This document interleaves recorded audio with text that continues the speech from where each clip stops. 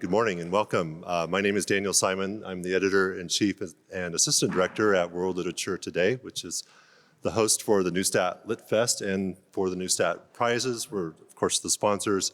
Welcome to day 3 of our gathering here to honor Ananda Devi as the 2024 Neustadt International Prize for Literature laureate. Thank you all for coming out so early and joining us this morning.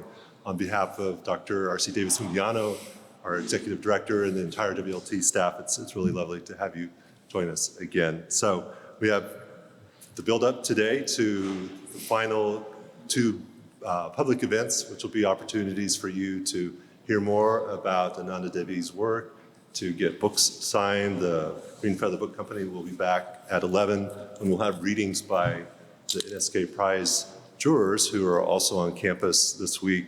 And yesterday completed the incredible task of selecting the 2025 NSK Prize laureate, Sherry Deemline, who will be back next year to receive the prize, along with Danny Ramadan and other writers and scholars and artists who will celebrate her achievement. So today we were focused on Ananda and the work that she has presented to the jury this past year to win the 2024 prize. And I will welcome here in just a moment Will Evans to be the moderator for our panel this morning, and he will introduce everyone as they speak. So Will Evans is an award-winning publisher, writer, translator, bookstore owner, professor, and literary arts advocate, as well as a friend of WLT, who's been coming to the festivals for many years now to join us. And many of the books that Deep Vellum has published have been nominated texts over the years as well, Dubravka Ugrešić among them. In 2013, he founded Deep Vellum, a nonprofit publishing house and bookstore dedicated to bringing the world into conversation through literature. He was awarded CLMP's Golden Colophon Award for Paradigm Independent Publishing in 2019 and was accepted to the Texas Institute of Letters in 2022, became a fellow of the Dallas Institute of Humanities and Culture in 2023, and was knighted by France as a Chevalier de l'Ordre des Arts et des Lettres in 2024. In fact, we have no fewer than 3 Chevaliers among us this morning. Dr. Devi herself is officier. Oh, it's a knight officier? Okay. There's a distinction there. Oh, she's promoted. Oh, it's to the higher order of being conferred to officier de l'Ordre des Arts et des Lettres. And Jeffrey Zuckerman as well is a Chevalier. So we are delighted to welcome this evening the cultural attaché from the consulate, the French consulate in Houston, who will be here to help us honor Ananda and formally award the ceremony, the prize this evening. A native of Wilmington, North Carolina, Will lives in East Dallas in the Deep Ellum neighborhood, or near there, with his wife and 2 children. Please welcome Will Evans. What a great honor. Thank you for that introduction, which you can read in the book, right? Like, it's kind of funny. If I'd known he was going to read it out loud, it would have been a lot shorter. But I'm always looking for different words to put after the commas at the beginning, so it was pretty funny. I got to add professor last year. I've been teaching a class that's an introduction to publishing at a university in Dallas. It's been really amazing and enlightening, and has put into relief the importance of students and your curiosity for the work that we do in the quote-unquote real world. And it's been amazing. And so I'm really excited to be here today to celebrate the work of Ananda Devi, who's one of the world's greatest authors, and one that we at Deep Vellum have been lucky to publish now 2 books by 2 of the translators on this stage I'm about to introduce to you. And so on the left, we'll start there, Jeffrey Zuckerman is a French translator, most notably of Ananda Devi's prose. His translation of Eve Out of Her Ruins, published by Deep Vellum, won CLMP's Firecracker Prize, and The Living Days, published by Feminist Press, was a finalist for the French-American Translation Prize. He's currently translating 2 books by Ananda Devi for Farrar, Straus, and Giroux. And for those in the room who know a little bit about publishing, that's an upgrade. That's like going from Chevalier to Officier. It's like Deep Vellum and Feminist Press are 2 very small nonprofit publishing houses, and Farrar, Straus, and Giroux is the leading literary publishing house in America. Congratulations. Congratulations. This is huge. So, in 2020, Jeffrey was named a Chevalier, which is a knight in France in the Order of Arts and Letters, my fellow Chevalier, but well more deserving of it than I, because he speaks French, unlike me. And so there's something important about that. I was knighted by the French for the work that Deep Vellum does in publishing works by French and Francophone authors. And when I say Francophone, it means the people who speak French who are not from France, right? We publish books by French language writers from 13 countries now at Deep Vellum. We have more books in translation from French than any other publisher in the history of the English language, which should both shock you and embarrass you about the state of American publishing. And so that work, though, is not possible without translators like Jeffrey, who pitched us on the work of Ananda Devi back in, I want to say, 2014 or 2015, and made this connection. And so, Jeffrey, it's a great honor to have you here today. And when we talk about Francophone, we can talk about the amazing Julie Tolliver, who's in the middle. Y'all know her. Y'all know her as the coolest professor at OU, I'm sure. But did you know that she's French-Canadian, right? And so she speaks French a little differently than folks around France. And she specializes in 20th century and contemporary world literature and film. And her research focuses on the environmental humanities, Francophone studies, Canadian studies, American studies, post-colonial studies, and world literature and cinema. And she's currently completing her 2nd book entitled Burning History, Fire in North American Literature and Film, which provides a much-needed humanistic examination of North America's wildfire crisis. Thank you, Julie, for doing this today. It's amazing to have you here. And then on the right is the amazing Kazim, who was born in the United Kingdom and has lived transnationally in the United States, Canada, India, France, and the Middle East. And when Kazim tells you about his travel schedule, you will get tired, like I did. I'm tired. It's just listening to you. I'm getting tired. And then when you see all these things that you've done, and then his books encompass multiple genres, including several volumes of poetry, novels, and translations. When do you find the time to do this? On the plane, my friend? This is crazy. I don't watch a lot of TV, and actually. Kazim is currently professor of literature at the University of California in San Diego. His newest books are a volume of 3 long poems entitled The Voice of Sheila Chandra, and a memoir of his Canadian childhood, Northern Light, Power, Land, and the Memory of Water. And it should also be said that Kazim is the co-founder of a publishing house called Nightboat, which is one of my favorite publishing houses, and one that at our little bookstore in Dallas, we're always keeping in stock. And we are lucky enough to have published Kazim's translation of some of Ananda's poetry, a book called When the Night Agrees to Speak to Me. And so none of the work that Deep Vellum does is possible without translators.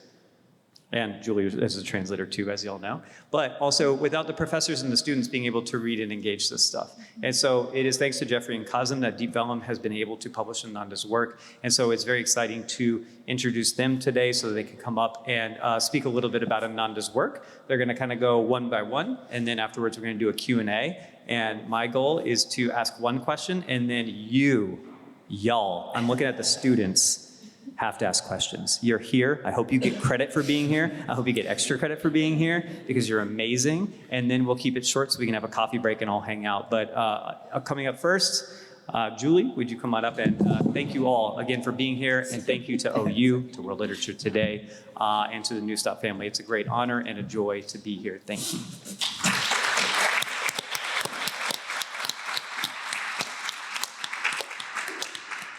Thank you, Will, for that very kind introduction. Do I have to bring this up? A little bit. Okay. Thank you, Will, for those wonderful introductions. It was really nice. Good morning, everyone. Thank you for being here to celebrate the work of Ananda Devi. I'm thrilled to be here with you and with our distinguished guests. First, I'd like to thank, as always, the Neustadt family for making this celebration possible. And I'd like to thank my colleagues at World Literature Today for making it happen so smoothly. Thank you. Welcome, audience. I imagine that all of you belong to one of 3 categories. Either you've read several of Ananda Devi's books, or maybe you've read 1 or 2 of Ananda Devi's books, or maybe you haven't read any of them, and I'm going to add yet. right? So if you belong to one of these categories, put up your hand. Okay, now put up your other hand too, and stretch. Thank you. Your students will tell me that I always insist on making people stretch. Okay. And actually, one of the things that Ananda's writing constantly reminds us of is the connection between the mind and the body. So that was really interesting to read your work and find that there. This reminder of our embodied presence in the world. My name is Julie-Françoise Tolliver, as Will introduced me. And I'm going to skip that part. So I'm thrilled this year to have been teaching the Neustadt seminar on Ananda Devi's work. It's been the best. I want to put a plug in for students who may not have taken this seminar yet. It's the best course on campus. You get to concentrate on an author and then meet them. You also get free books and the possibility of applying for a tuition scholarship from the Neustadt family. That is immense. Thank you so much. It's unheard of in academia. So let's...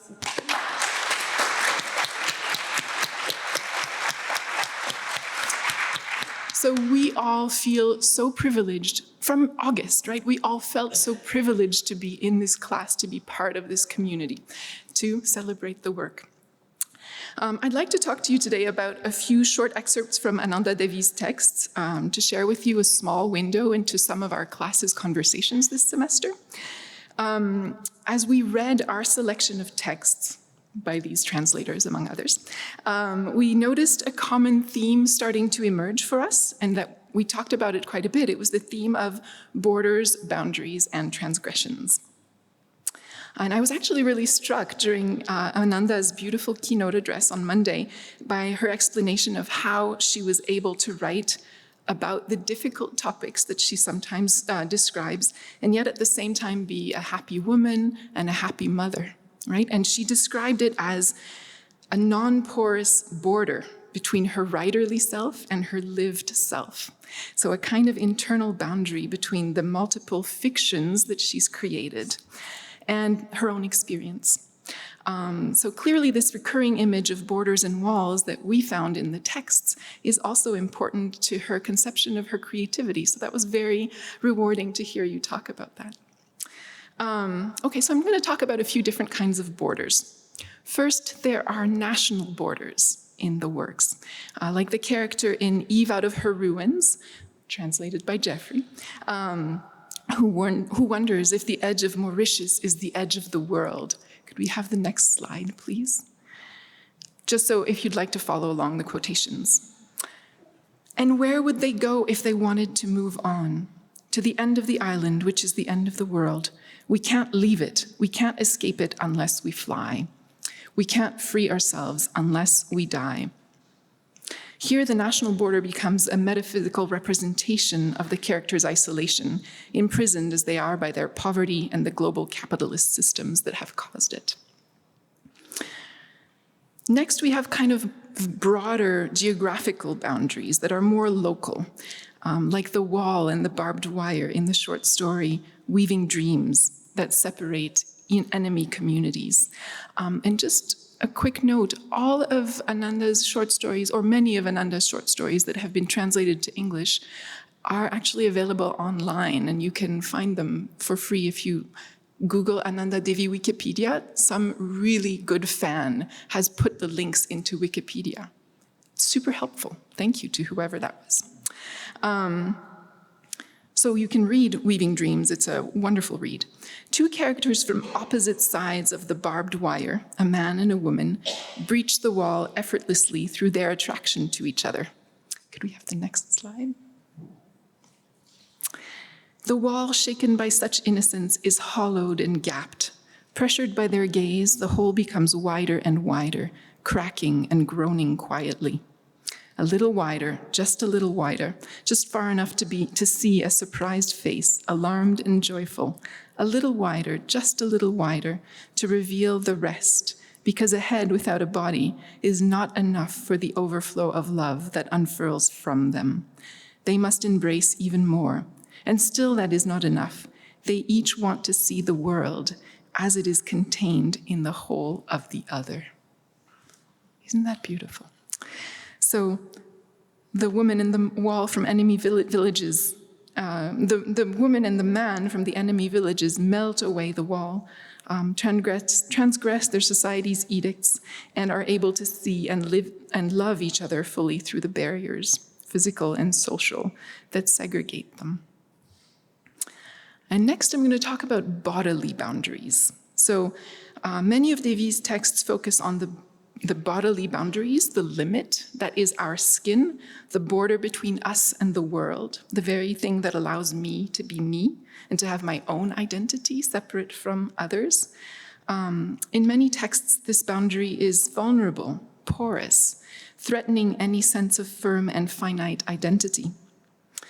I'm going to use as an example the young wife in the story, The Orchid, for example, who sees the boundaries of her body constantly infiltrated. She gives birth to 10 children and then becomes a feeding machine. Could I have the next slide? The babies would cry at the same time, their little mouths wide open, clamoring for the fullness of my breasts. So much need in such tiny bodies. Drip, drip would go the nipples, soaking my nightgown with tepid stickiness. We feel here we have a woman unable to control the boundaries of her body, unable to define herself as she would like. When she tries to tell her husband that she doesn't want any more children, this is his reaction. One more click, please. He refused to worry, even when I ventured to tell him that it was enough now, they have 4 kids, and that I was scared of the future. When your eyes are full of tears, I want to drink them, he said, and he did. How many times did he drink my tears? I can't remember now. Devi's story presents the woman as a fountain from which others drink continually until she's drained of her own being. The borders of her body are porous to the avid family members who actively consume her.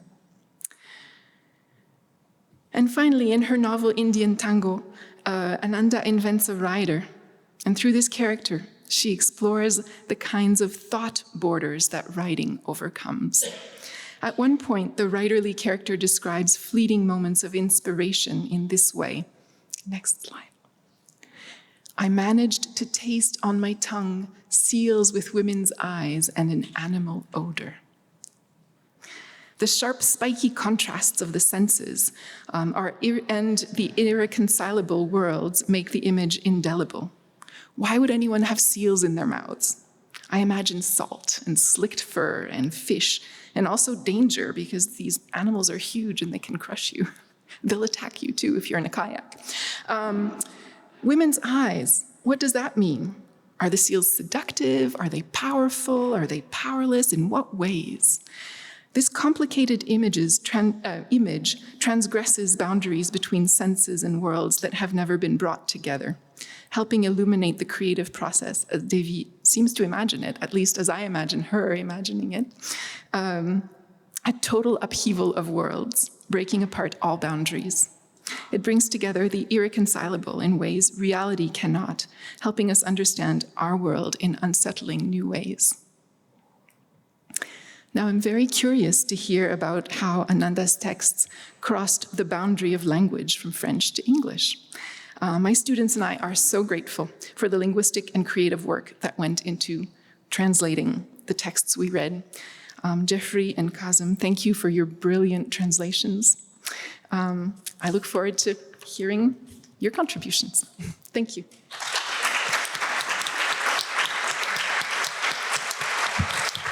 Julie, thank you so much. It's amazing, like, you get a professor sometimes and you're like, dang, yeah, that's what that book was about, you know? Thank you. For those of us who've been at a university for a long time, it's a blessing to be here. Up next is Jeffrey Zuckerman, translator of Eve Out of Her Ruins and Living Days, and the 2 new books by FSG. Jeffrey, come on up, let's hear from you. Thank you all so much.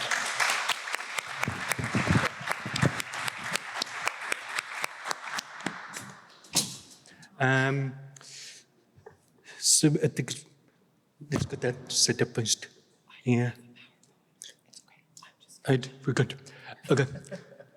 So it's been a kind of a wonderful experience to be able to come here and talk about actually the first author who I got to translate an entire book of.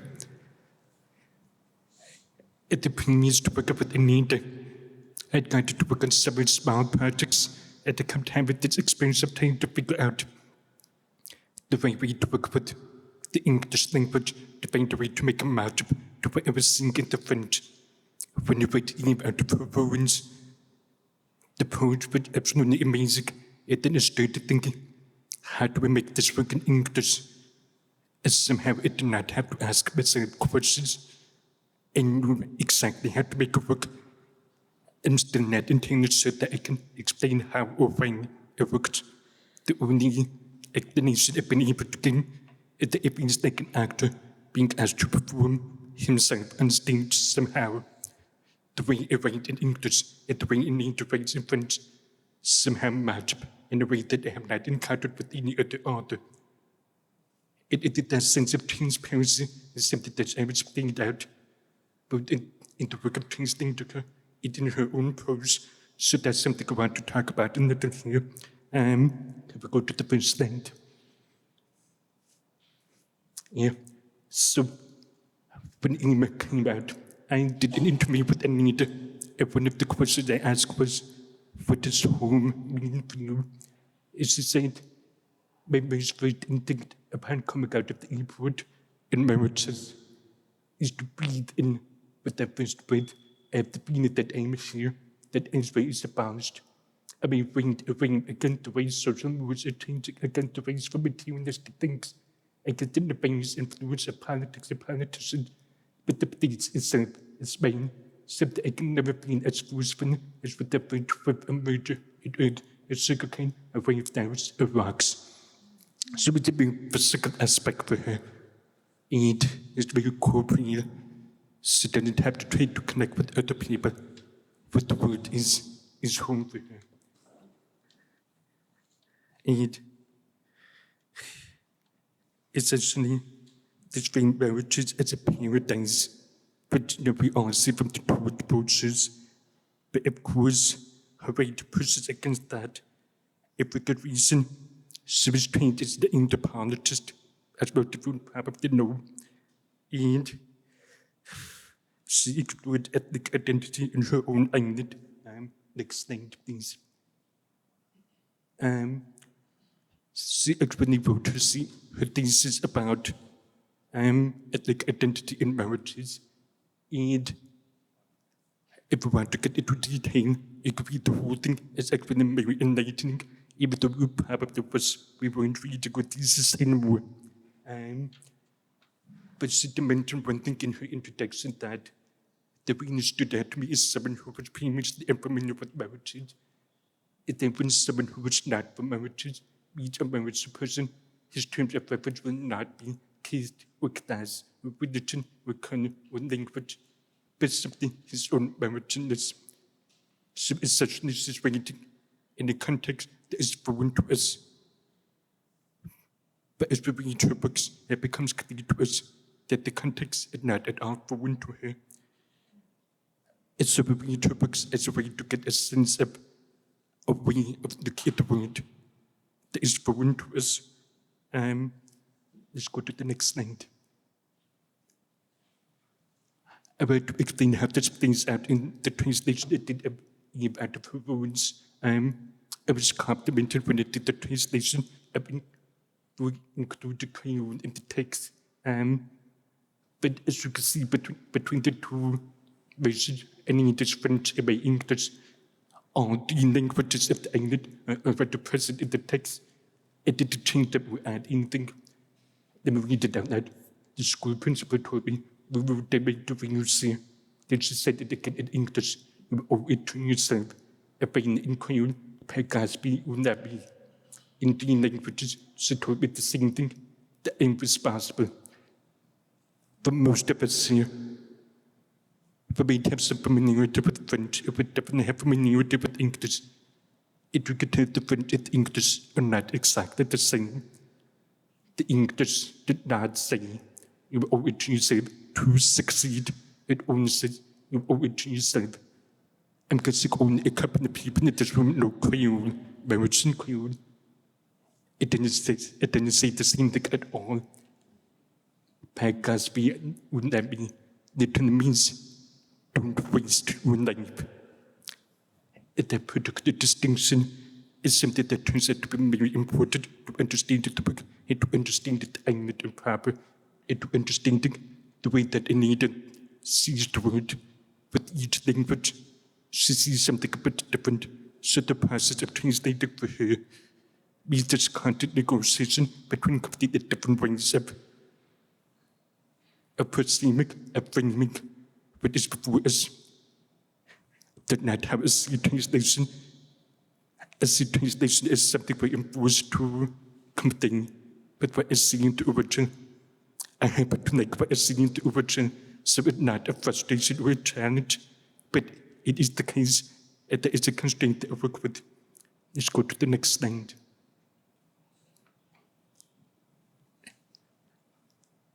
And he fundamentally sees these languages functioning differently because of her anthropological perspective.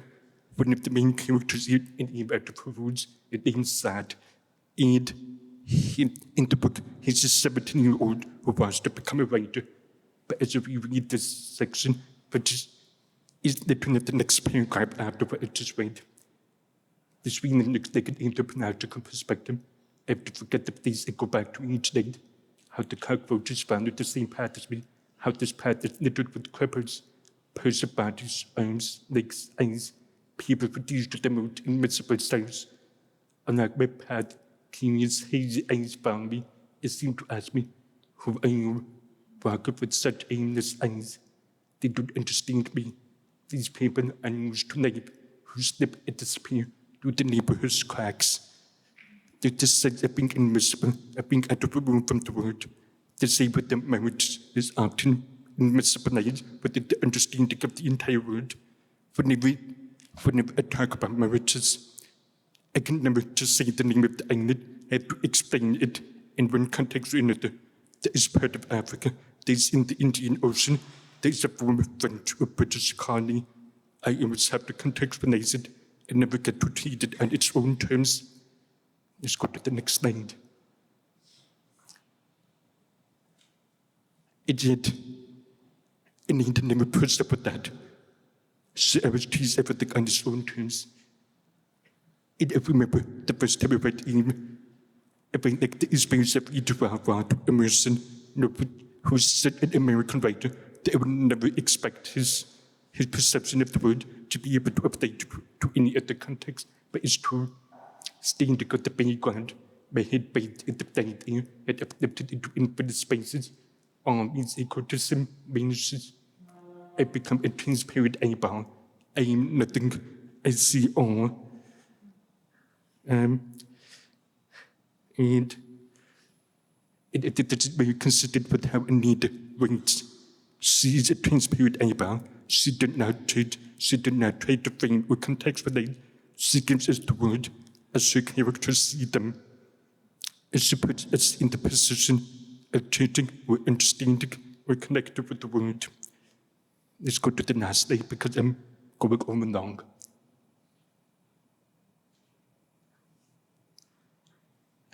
But it's most special about the book, and not only does it invisible, but she brings forward a perspective that did not get emphasized with the word. That of a woman who was not afraid to shy away from reality. When we get to the end of Eve Out of Her Woods, Eve has committed something that was absolutely central to person. Assad is prepared to take the blame. As she goes up to him, she says, I don't want you to take the blame for me. She says, I forbid you from doing it. I don't need you at all. 6 words. One for each hand, one for each foot, one for the head, and one for the head. I'd be right. This is the beauty of working with Ananda. It gives us a perspective into what the world can be like if we don't try to frame it within a specific context, if we frame it just how characters see the world, and how they claim independence, and how they claim a sense of identity. For many years, Ananda has been framed as a American writer, an African writer, an Indian Ocean writer, a woman writer, and I was that. So she happened to be those, but she's also just a great writer. it has been happy this is when the Neustadt plays, because now no one has any trouble saying she's a great ranger.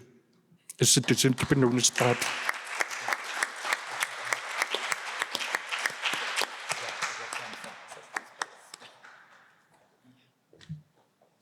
Thank you, Jeffrey. Welcome everyone who's walking in right now. I can't get over that line there that they don't understand me. You know, those who slip through the cracks, unused to life.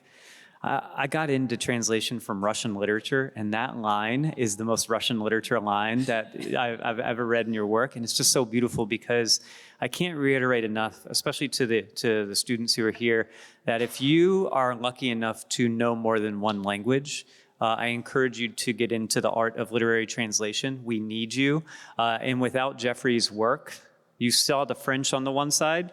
I don't understand it.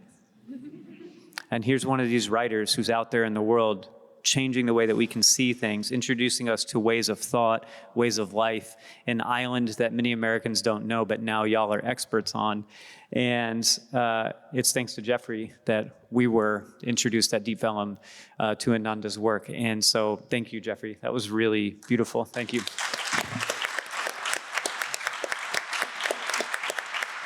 And again, one of the cool things too is when you have a translator who is also a creative writer publishing their own work, and that is Kazim Ali. Kazim, come on up. Kazim is an amazing poet, and so you can see this in the translation of Ananda's work too. You're watching a poet writing another poet's work, and so you're witnessing alchemy in action. And if you get a copy of When a Night Agrees to Speak to Me, I think you'll agree. So thank you. And I encourage you all, if you're into bilingual texts, it's a very fun way to read poetry. I love looking at languages I don't know so that I can thank the translators even more heartily when I meet them, like on this trip. So thank you again. And now for Kazim. Thanks, Will and Jeffrey. And I told Ananda, no pressure. She's sitting in the second row, gonna say some things, and hopefully they will sound intelligent. I'm kind of proud of the fact that our translation of When the Night Agrees to Speak to Me appeared in India first, actually. The Deep Vellum edition is a reprint of the original Indian edition. So it doesn't actually matter in any practical purposes, but it's a cool thing to have done Ananda's book in India. And we included the French text. We had to fight with the publisher didn't want to include the French text because they said, well, nobody in India really needs French. I mean, define nobody. It's like a really weird thing to say. And we actually got, I had to recruit some professors to write to HarperCollins and say, no, actually, this will be really important. We should have the French there. Then it will become actually a way of people, coming to know the French a little bit. Translation is always a fraught, dangerous act, like making one's way through the original language into the new language. And in my little translators afterword to the translation of When the Night Agrees to Speak to Me, I wrote this sentence about the act of translating the book. I said, it was less karaoke and more like full-blown drag. And it's a comment that has captivated people. I get it quoted back to me all the time. People have their own ideas about what I'm talking about. And Mohit Channa, who is one of the professors who I recruited to write to HarperCollins to get us to allow us to include the French text in the translation, quoted it in his essay about the translation. Jeffrey mentioned that comment to me yesterday. I hear about it all the time. And it is true. What on earth does it mean? Because in karaoke, a singer is interpreting, but they are singing. It is their song. They may be imitating the style of the original singer, or they may not be, but the song is theirs. Whereas drag is more obviously and necessarily a performance. A drag queen, for example, doing Diana Ross or Cher has to exceed the original, i.e. Diana Ross's own Diana Rossness or Cher's own Cher-ness. The performance of drag is an imitation of the obvious that is meant to be seen as false or fake in a way. It foregrounds, the drag queen performing Cher is foregrounding the fact that she is not actually Cher in front of you. And so lots of people say that poetry is something that happens at the failure of language. You may actually have even heard that phrase. When people talk about metaphor, they say metaphor is where language fails. Poetry is what happens when language fails to describe or define something. And many other people, of course, have said that all translation is a kind of failure, that the act itself is impossible, and once you accept that it is impossible, you come to be able to actually attempt it and do it, because you acknowledge that you will not be able to ever reproduce the truth of the original, and I think that's compounded in poetry. So James, I think it was the name of the student who I spoke with yesterday, told me in good spirits that all of the students in the seminar were noticing all the various different places in the translation facing one another, English and French, where they're reading Kazim's renderings of the line, and they're saying, that's not actually what the French line says now. And that is something that all translators contend with, obviously, because we are rewriting the work. And it's true. How do you do a line like this? And forgive my French, I have a Midwestern accent in English and a Midwestern American accent in French too. So it's not pretty to listen to. But how do you do the line, les mots meurent un lent mort, in English by sound only? I think if you tried, those words would die a slow death indeed. So one attempts to imitate in translation. For example, also, when Ananda Devi wrote in When the Night, well, she wrote in French, Ne restera de l'île que les pas des absents. I could have written, there is nothing remaining of the island but the steps of the absent ones, les absents, or perhaps the footsteps of those absent. But French is, as we know, too much a sibling to English. Those false cognates are lethal. I had to rewrite the sentence to hold the rhythm of loss, and this is what I did. And of the island there only remains footsteps echoing of those long since gone. It's not perfect. No poetry is, and no translation is. Today, perhaps, I would rather have done, and of the island nothing remains, but the echoes of footsteps, or no, maybe not, I'm rewriting it right now, and of the island nothing remains, but the echoing footsteps of those long since gone. The key is those three heavy stresses in English at the end, long since gone, does more to imitate les pas des absents than any closer rendering could have done. I suppose that the point is that the drag performer doesn't actually sing. Usually, the music and actual song are on playback, but the drag performer or translator has to, with hair, makeup, costumes, and choreography, create a full performance that renders the song in a new queer context. A translator takes the poem into their own body and passes it through and rewrites that poem in a new language. So when I did Quand la nuit, I had bought the book. It was November of 2011. It was winter in Paris. That's when I bought the book. I bought it because the name Ananda Devi is beautiful, and the cover of the book was pink and yellow, also beautiful. And I thought, okay, I'm gonna grab this book. I didn't know her work, and I had read it in Paris in November, but I didn't have access to it. But 3 weeks later, I was in Pondicherry, and I was sitting in a cafe, and I was listening to the wait staff in the back talking to each other in French. And then that book was in my bag. And then I started to read that book, and the ocean was right there, the Bay of Bengal in that case. And there was something about the physical embodied experience that brought the language of that book to me in a way, and the French of it to me. And I took my notebook out and I just started translating. I never studied French. I don't know the language formally.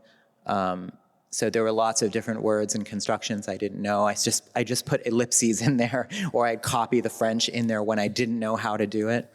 And then I was on the other side of the country, on the shores of the Arabian Sea, when I actually found in a little backpackers used bookstore tucked away in behind one of the hotels in Varkala, a dictionary. And so then I was able to really work on it. But the point is that it was an embodied experience, as Will mentioned, the act of translation. And I had to translate in that case across gender, across age, even across experience. I was writing about a 30-year marriage. I was writing about an adult child. I was writing about the difficulties and regrets of a lifetime.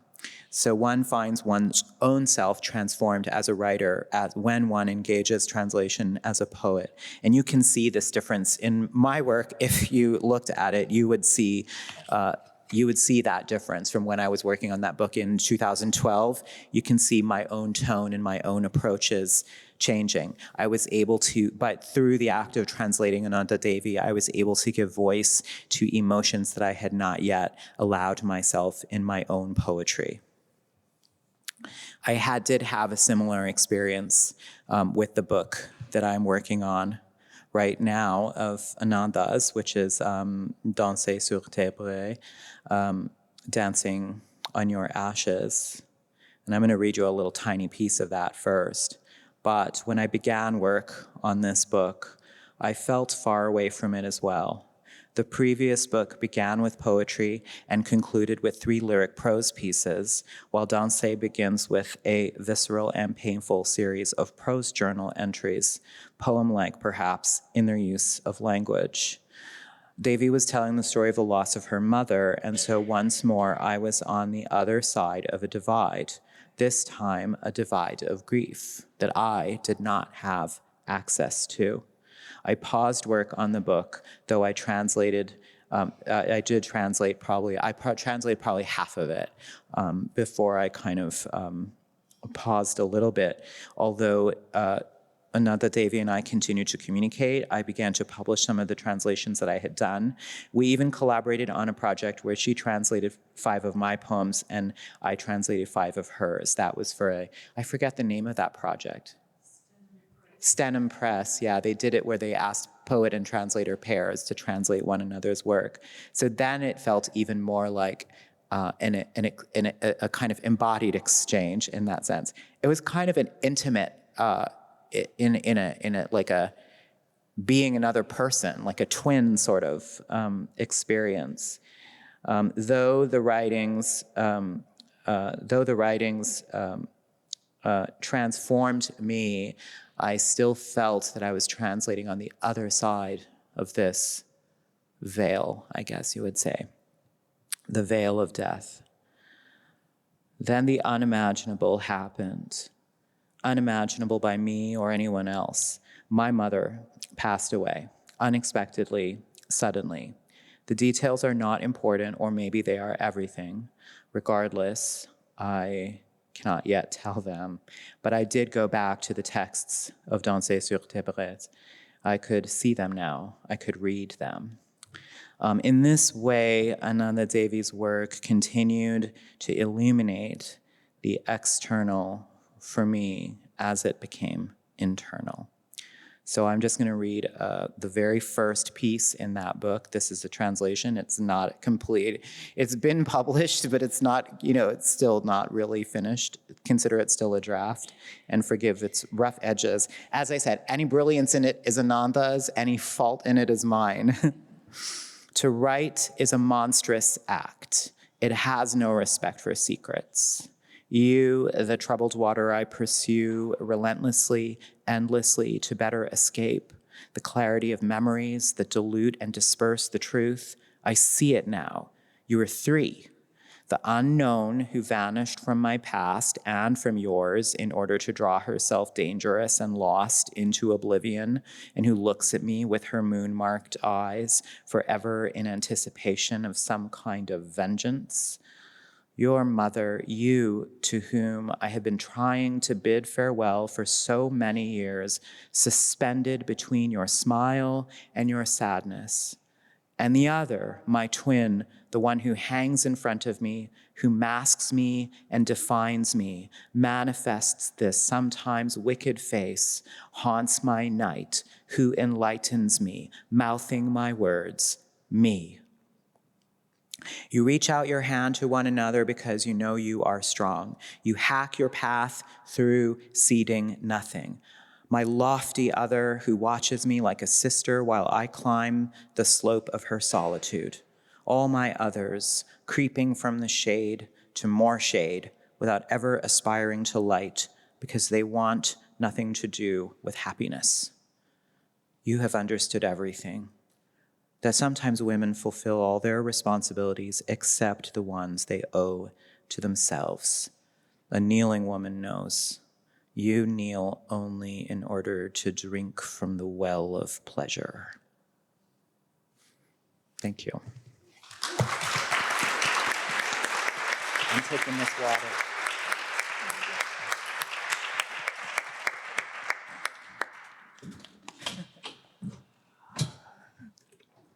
This is y'all's time to shine. You better be thinking of the best questions to ask these translators of one of the best writers in the world, because you're going to do a better job than me. My job is to moderate this discussion, but as you've seen, these people are far more interesting and smart than me, and so I want to cede the floor to them as much as possible. And so, Kazim, you touched on something really beautiful in your talk, which is how you came to Ananda's work, which is really fascinating, because I don't know if this has ever happened to any of you, but think about the book that changed your life, right? And how often it's by chance that those things happen, and these books then become a portal, like into a whole new world, a whole new way of seeing things. And so, Jeffrey, in particular, I wanted to start with you and ask how you came to the work of Ananda, and how that relationship, you've obviously grown over time. You've been translating her work now for about a decade, right? Or maybe a little longer. But how did you come to Ananda's work? So essentially, I have picked the book to begin with. The simplest English is, as I was right out of college, and I was trying to decide, do I want to become a full-time translator or not? And I knew to get on that path, there would need to be a book that I really cared about. So I made a lot of different friends, French class students, French friends, so on, asking, the incredible books you know about, they have not come into English yet. And I did get a handful of suggestions. And the one friend just said, I read a book called In the Sitting Harbor that just blew the top of my head off. That was all she said. She didn't say what it was about, anything about the author or whatnot. She said, oh, that sounds interesting. But it took 2 months to get around to reading it. But as soon as I finally laid hands on it, I started reading it into that. Oh my gosh, it actually blew the top of my head open. And that's when it said, I need to figure out how to get this into English. So did the main slow process, but the main beginning was ask a friend. She told me to read it. It realized it was something special.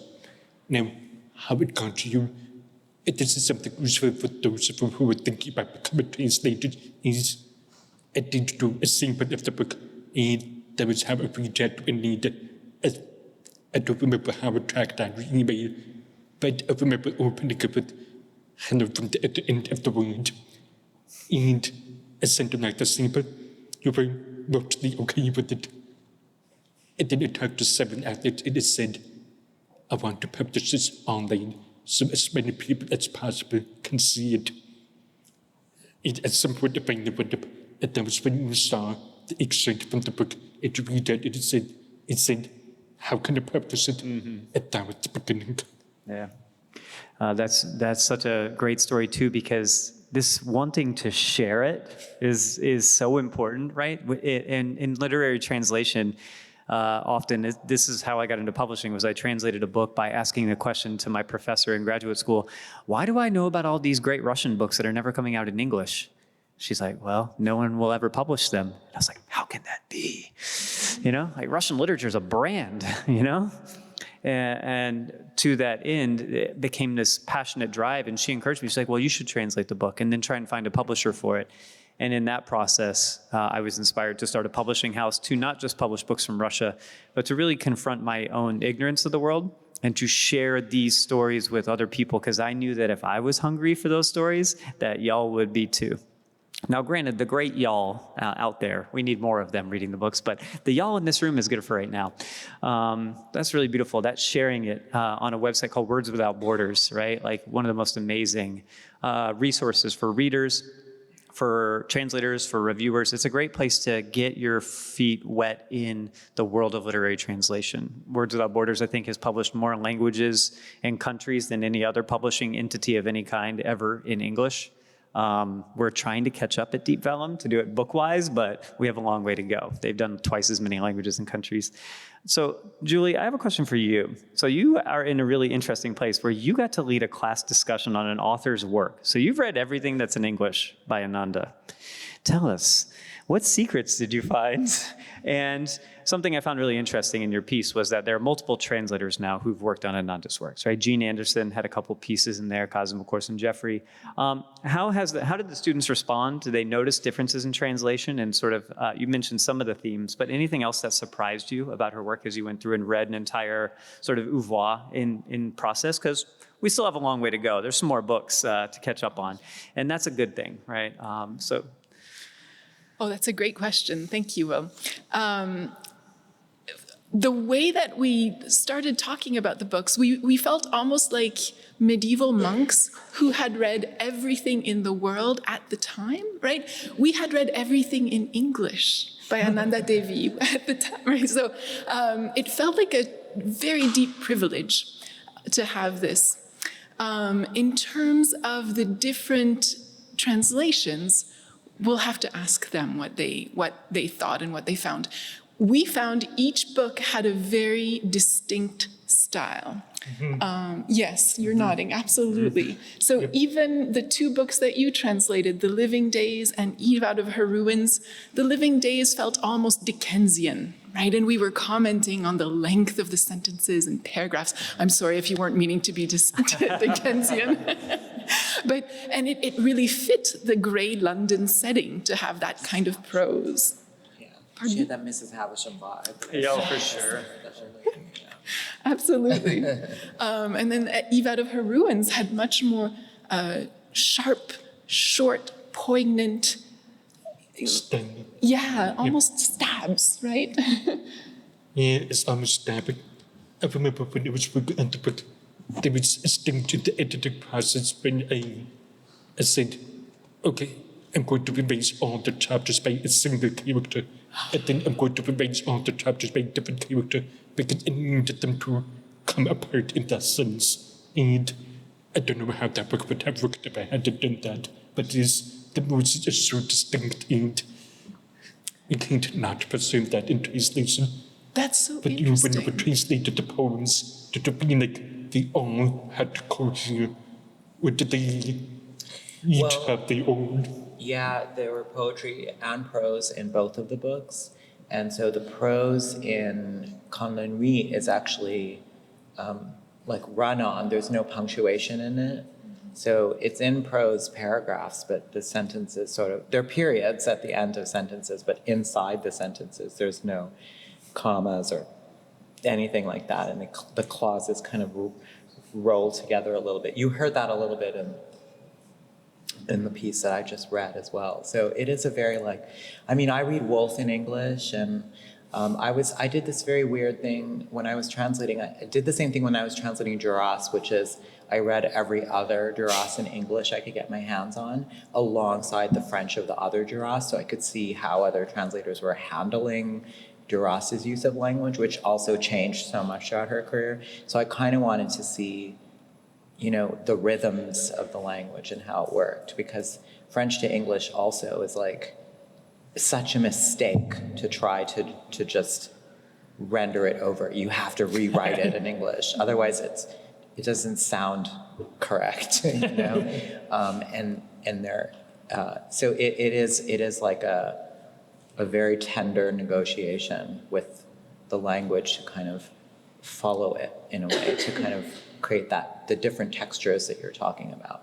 Absolutely. Yeah. And when we read your translation next to the French, we found so many different networks, of interpretation and of meaning. It was really beautiful, well, right? It's terrifying as a translator because you feel like, oh my God, you know. Absolutely you don't not. Mess You didn't mess anything up. You gave us new poems. Ananda saw them all, you know. Right. By that point, we were in touch, and I would send them, and she would be very generously write back and say, this is not really exactly what I meant, and this is this other thing, and, you know, so mostly very kind and generous in the way, I shouldn't say mostly, completely kind and generous in the way she handled it. It's difficult. And we had a conversation about whether you would ever translate your own work, and you had done it once with one book, and then you said this to me, which I found really interesting, because we talked about Beckett, of course, having translated his own books, from having written them in French and translated them to English. And if you look at the Beckett, he really rewrote the books in English. They're not the same books, actually, and sometimes the differences are significant. And so Ananda said, I would rather write a new book than translate my own book into the next language. And I think that actually points to what I was talking about, which is, it is a new book in the other language. It isn't the same book. Mm-hmm. And so the best, especially with poetry, the best is when it's right there. So you can kind of, even if you're a Spanish, you can read Spanish, or you can read Italian, or you can read another Romance language. You might be able to look at the English and the French together and read the French, mm-hmm. you know, and then that's the best situation. Yes, it was fascinating. Also, there's something about the way David uses language that's very forgiving for some work between French and English, because, as I pointed out with her experience, going to speak French at Noble, being educated in English, that means when she writes French, there's a little bit of an undertone of an English syntax to her writing. So it would seem a little, and now going to be classical standard French to the normal French reader, and it should be her own French. But that also means that we have to translate it into English. We also have the freedom to preserve some of the particular French quirks of it, because that brings it the same degree of hybridity that I'm seeing. Did you bring that as well? I liked what you did in the excerpt that you showed, where the director is speaking in the 3 different languages, and so you put it in. I mean, I could be in a minute too. Yeah. But did you notice that as well, Julie, when you translated the essay that she did, that there was maybe somewhat of a forgiving prose that you could work with easily? Yes.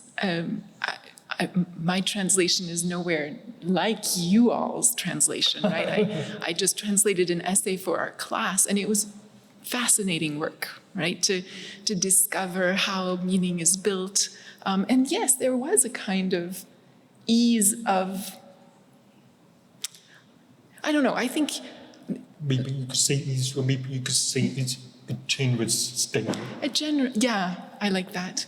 Yeah, Kind of generous language. Yeah, absolutely.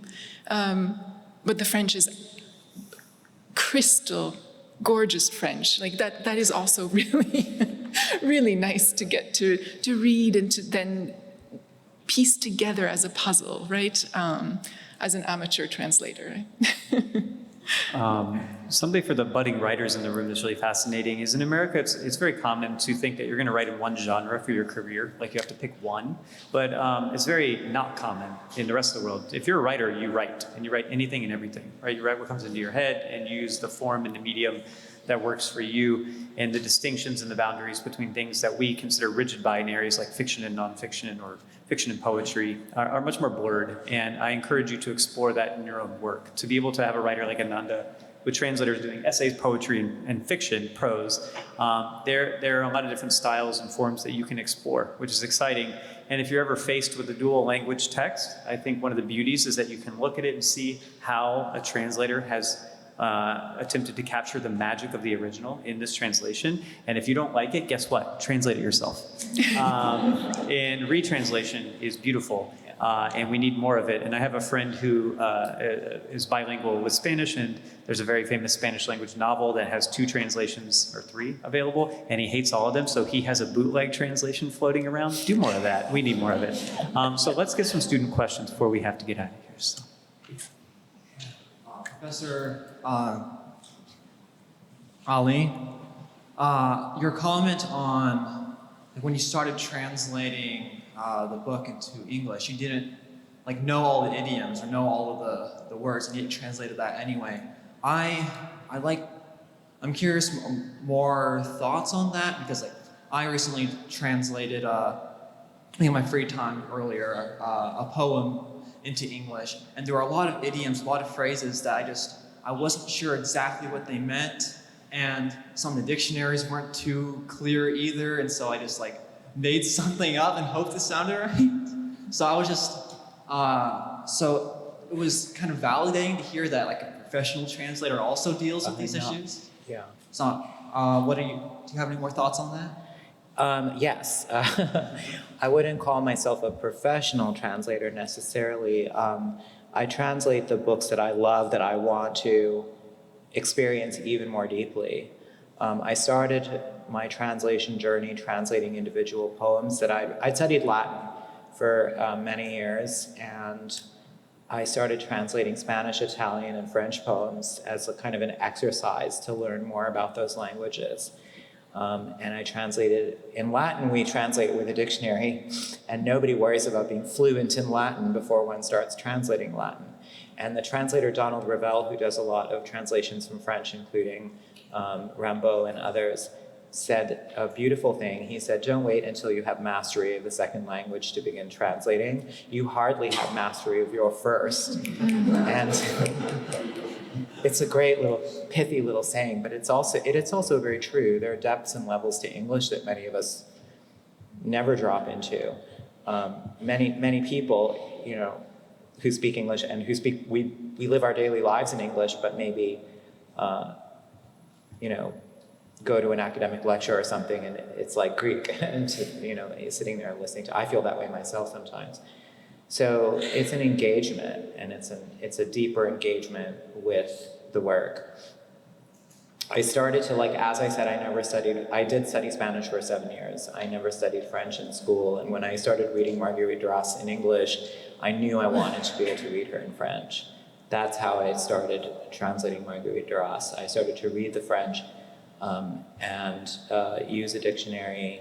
Then I had to learn more French, so I taught myself French by doing this strange thing, which is I would find a book that I'd read in English many times that I loved, and I would buy it in French and read it in French. So I knew what was happening. I would read Murder on the Orient Express or something like that, the French translation, because I knew what was going on in the book. And I started to learn the vocabulary and the words and everything like that. And then each book I translated, I learned more and more and more and more. And I continued, but I never allowed it to prevent me from engaging. It's one thing to do that. It's another to just have the sheer pride and hubris to decide to publish what you've done.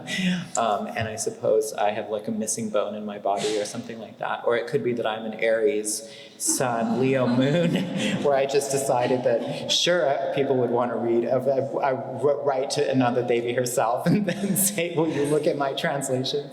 I mean, it's completely appalling, but I did it anyways. So I guess the important thing as an artist, when you approach it as a poet, first of all, translating teaches you so much as a poet about your own language. So it's worth doing no matter what, even if you're never going to publish the stuff. But I don't think you should feel stopped because you don't know the language well enough. I think you have to rise to the occasion, of course, and then you have to try and figure it out and learn what the idioms are. You learn what the idioms are. There are plenty of words and expressions and phrases and turns of phrase that anyone who studied French might have learned. But the difference is I was spending a lot of time in France. I was there every year. I was there for a month or more. And so, I used to tell people I speak bar French. But bar French goes a long way. One little publishing anecdote is sometimes the idioms might have been invented by the author.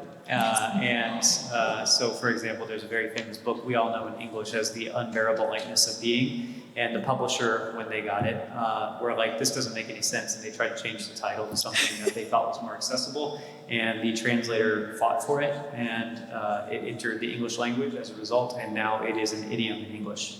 So you, as a translator, have power to bring us to the original as well. Don't be afraid to lean into that as well. I didn't know that. Thank you. One more question? I think we have time for one. Lightning round. Let's go. Yeah. Appreciate it. Mine's for yours. For Kazim, I was asking you, something you mentioned at the end there I thought was very interesting about the way that translating poetry made you a better poet. So Yeah. I'm curious about that process. What is it about working through someone else's literature that makes you better? What do you think? Well, these poems that I did in When the Night Agrees to Speak to Me, and you can check it out, it's a series or a sequence of 30 numbered poems. And they're all mostly brief. There's one or two of them that are probably a page long. One, I think, that is more than a page long. Other than that, they're short, they're epigrammatic, they're raw, they're very honest, emotionally, very blistering in a way. And I had been working on a whole different kind of poetry and a whole different kind of vibe. And you can see in my first two books that really my first three books, honestly, that is at work. Then I worked on those translations, and I was speaking in the personal pronoun. I was saying I as I was writing the sentences in English. So it became me. I became the person saying those words. And it was as if I wrote that book too. So I couldn't change. I couldn't just go back to the way I was before, It's risky. Translation carries risk as well. Yeah. Those borders become porous. The borders are Get the words out of my porous. mouth. Yeah. I mean, you're putting someone else's skin on. Yeah. So in the Neustadt seminar, we really enjoyed reading the different translations and finding where maybe was added that maybe it wasn't rooted in the French or it didn't carry over, but it still added new layers. And so maybe the idea that things are lost in translation, but they can also be gained. So thank you both for your translations and Dr. Tolliver for guiding us through those. My question is, you've all identified different approaches of embodiment or perspective that help with translation and understanding translation. Are there ways that readers can use those approaches of embodiment to understand work, even when they're not translating, when they're just reading? And can that be helpful or advisable? It's a good question. So you want to try? But I'm not a translator. But you said you translated the essay, so you are a translator, actually. I know we are not knights, but we have some abilities. We don't have swords. Okay, I'll give a first stab. I think that remembering to denaturalize our relationship with language as readers can make us approach the texts differently, right? So if we remember always that the language is not ours, it does not belong to me, neither does it belong to the writer. Sorry, Ananda. The language is outside of us. It has its own life. It evolves new idioms, right? It borrows new idioms from other languages constantly. That is the evolution of language. It isn't fixed. So as readers, if we can constantly try to, well, it's hard to do it constantly, but at least every once in a while, denaturalize our relationship with the language and just say, I don't own it. I never master it. I am participating in its development, and so is this book. And how can we work together, right? So that kind of stepping out of our comfort with language is really helpful as we read, and as we read translations especially, I think. But that's a great question, Maddie. It's really a wonderful way to...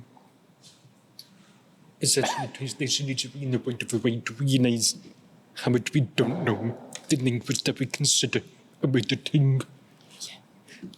I think all of the words that I assume I know, I would end up having to look them up to double check, and it would turn out that they have deep, complicated histories, some of which I want to bring back into visibility, and some of which make me want to say, okay, this word is not going to work for me in this context, so we constantly have to push upon every mode English to make it work to the match up to what I'm saying to French. And that's when we ignore the fact the French itself is hard to accept the language. It happened to be a very regimented language. There's an Académie Française, but even the Académie is very good at pushing at those limits by bringing in members who speak French as a second or third language.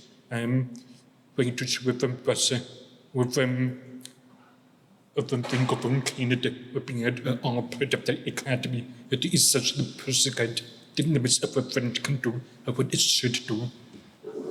We don't have an Académie English, an Académie Anglais. So we, as writers and translators, have a role to play in pushing English into new and different directions. Yeah, it Reflect the way the happens. language That's the a really language around it. exciting, yeah, that's really exciting when that happens. Like, for example, when Maxine Hong Kingston published The Woman Warrior in 1976, and people just went crazy. But she was using the style of what she called Chinese talk story that her aunties and her mother used to do at home, how they used to talk to each other. And she was writing her book in English in that kind of form of language, and nobody had ever seen it before. Or you had the beat poets from the, the San Francisco Renaissance and beat poets who were drawing from Japanese Zen Buddhist texts and then importing that into English, and then that sort of informed the entirety of beat literature. Also, Henry Miller informed and Anais Nin, by way of Henry Miller, influenced the entirety of beat literature. Other topic.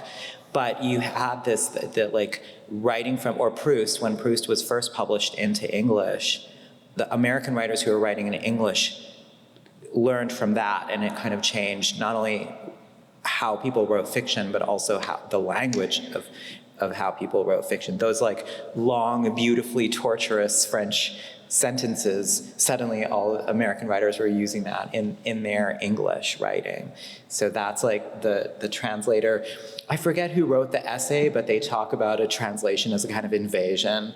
They talk about the carrying of the icon of the Palladium across the threshold of Troy, which is allowed, which is what this, was it John Dryden or somebody who wrote this essay? It's not me, I can't take credit for it. But it's that idea that the target language is also changed by the translation. Mm-hmm.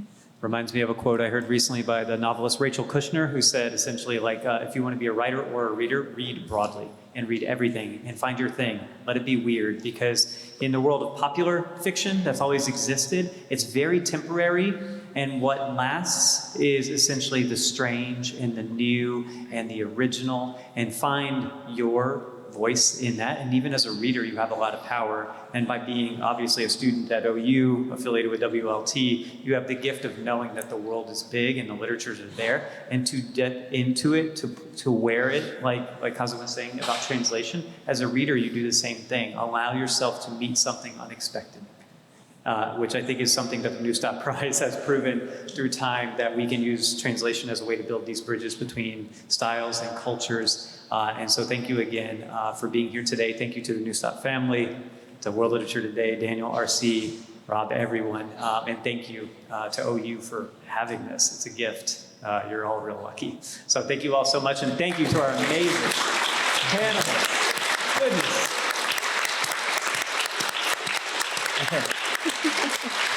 Yeah.